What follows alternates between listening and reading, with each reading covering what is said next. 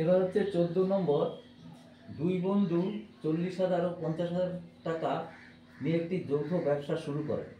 তাদের মধ্যে একটি চুক্তি হয় লাভের 50% নিজেদের মধ্যে সমান ভাগে এবং লাভের অবশিষ্টাংশ মূলধনের অনুপাতে ভাগ করে। প্রথম বন্ধুর লভ্যাংশের পরিমাণ যদি দ্বিতীয় বন্ধুর লভ্যাংশের পরিমাণ অপেক্ষা 800 টাকা কম হয় তবে প্রথম বন্ধুর লভ্যাংশের পরিমাণ হিসাব করি। তো আমরা এখানে ধরি লভ্যাংশের পরিমাণ x টাকা। আচ্ছা, আগে যদি আমরা লিখি অনুপাত, মূলধনের অনুপাত, মূলধনের অনুপাতটা আগে ছোট করে নিচ্ছি।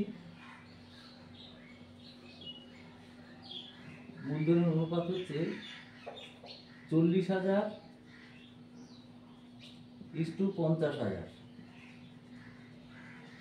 সেটা হচ্ছে 4:5। তাহলে ধরি লাভের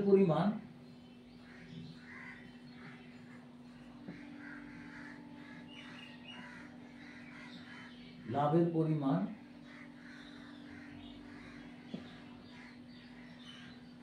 x টাকা। তাহলে লাভের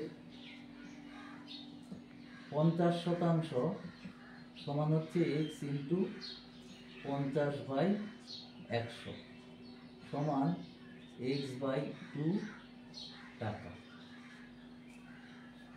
তাহলে 4:5 অনুপাতে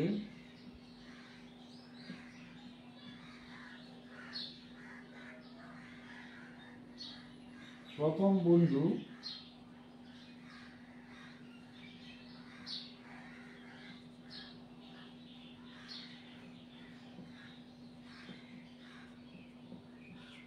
পাবে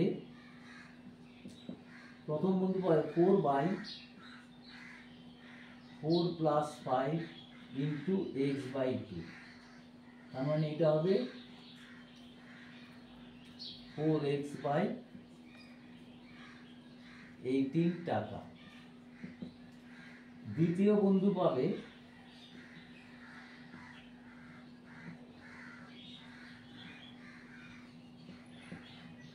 5/9 ইন্টু x/2 সমান হচ্ছে 5x/18 টাকা। আচ্ছা, এবারে x/2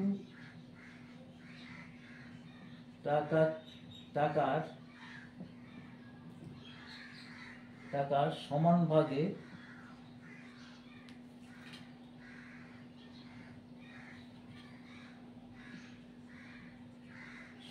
ভাগে ভাগ করলে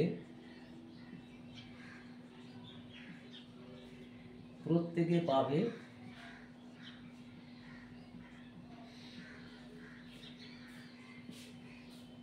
x/2 ভাগ 2, তার মানে হচ্ছে x/4 টাকা। তাহলে প্রথম বন্ধু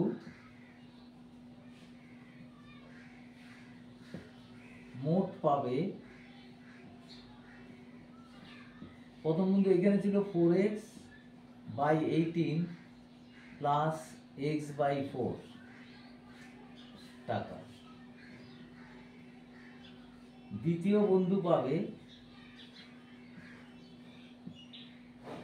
বন্ধু মোট পাবে 5x/18 প্লাস x/4 টাকা।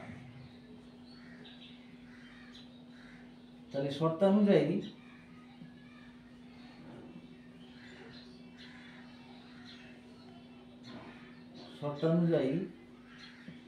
দেখো এ বেশি, তাহলে 5x/18 প্লাস x/4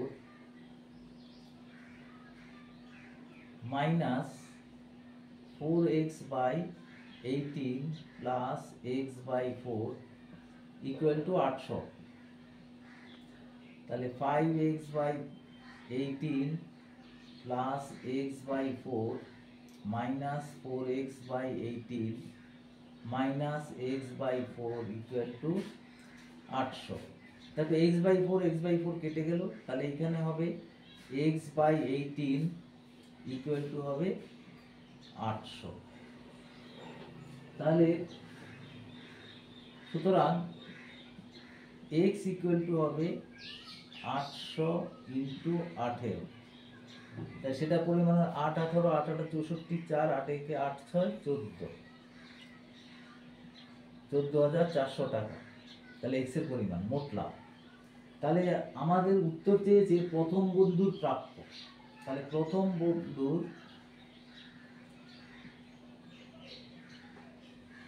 লভ্যাংশ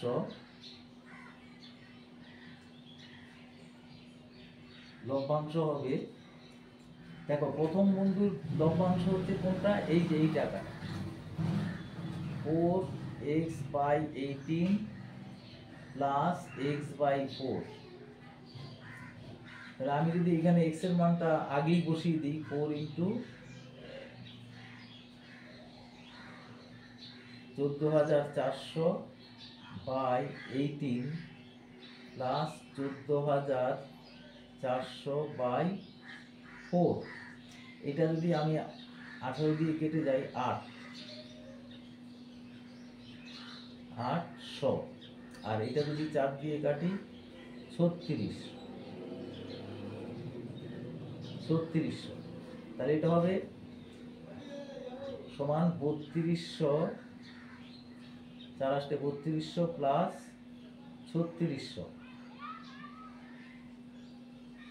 তাহলে কত হবে 6 2 8 3 3 6 দুটো শূন্য, 6800 টাকা প্রথম বন্ধু তাহলে পাবে 6800 টাকা। এইটাই উত্তর।